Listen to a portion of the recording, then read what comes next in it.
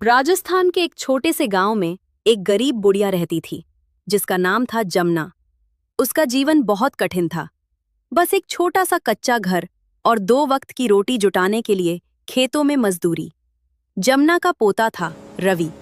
उसकी माँ बाप का देहांत बहुत पहले हो चुका था। रवि बहुत समझदार और मेहनती था।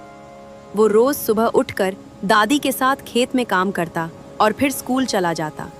रवि का सपना बड़ा था। वो शहर जाकर पढ़ना चाहता था और एक बड़ा अधिकारी बनना चाहता था ताकि अपनी दादी की जिंदगी बदल सके। एक दिन उसने हिम्मत करके दादी से कहा, दादी, मैं शहर जाकर पढ़ना चाहता हूँ। मैं बड़ा आदमी बनकर वापस आऊंगा। जमुना कुछ देर चुप रही। उसकी आंखों में आंसू आ गए। बेटा, मेरे पास इतने पैसे नहीं हैं, लेकिन अगर तू सच में पढ़ना चाहता है तो मैं सब कुछ बेचकर भी तुझे भेज दूंगी। अगले ही दिन जमुना ने अपनी छोटी सी जमीन और पुराने गहने बेच दिए। जो पैसे मिले उनसे उसने रवि का शहर में दाखिला करवा दिया। रवि जब गांव छोड़कर जा रहा था, जमुना ने उसे गले लगाकर कहा, बेटा, मेहनत करना और कभी हार मत मानना। शहर की जिंदगी आसान नहीं थी। रवि को पढ़ाई के साथ साथ छोटे मोटे काम भी करने पड़ते थे। कभी होटल में बर्तन धोता, कभी अखबार बांटता, लेकिन उसने कभी शिकायत नहीं की। उधर गांव में जमुना अकेली रह गई थी। अब वो पहले से ज्यादा मेहनत करती थी। वो हर रोज भगवान से प्रार्थना करती, मेरे बच्चे को सफल बना देना। समय बीतता गया। सालों की मेहनत के बाद रवि ने पढ़ाई पूरी की और एक बड़ी परीक्षा पास कर ली।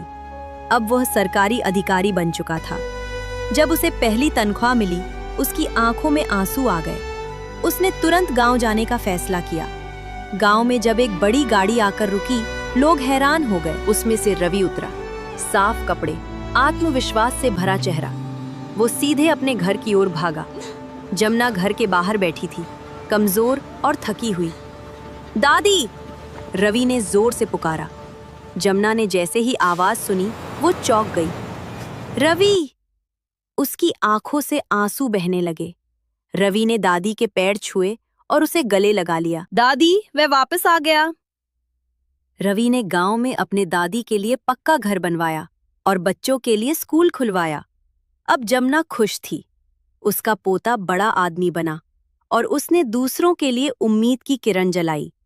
गरीबी और मुश्किलें रोक नहीं सकती अगर मेहनत और सच्चे सपने हों।